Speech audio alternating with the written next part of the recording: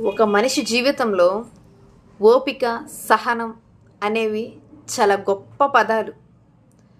అది ఉండడం కూడా చాలా గొప్ప విషయం.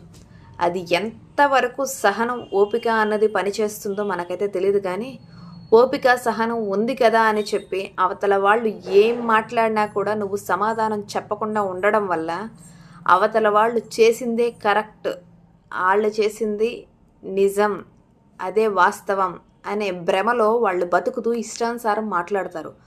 అలాంటి వాళ్ళకి మీరు ఖచ్చితంగా ఫుల్ స్టాప్ పెట్టాలి. అది ఎలా అంటే తిరిగి వాళ్ళకి తగిన బుద్ధి, సమాధానం అన్నది ఇచ్చిన రోజు వాళ్ళ చేసింది తప్పు అని తెలుసుకుంటారు. లేకపోతే నువ్వే తప్పుడు మనిషివని వెర్రవీగుతూ వాళ్ళ ఇష్టానుసారం మాట్లాడతారు. అలా ఎక్కడ చేయకండి. ఓపిక, సహనం కొంత లిమిట్ ఉంటుంది. ఆ లిమిట్ క్రాస్ అయిన తర్వాత ఎవరైనా కూడా తిరిగి సమాధానం చెప్పడానికి ప్రయత్నించండి. ఏం కాదు.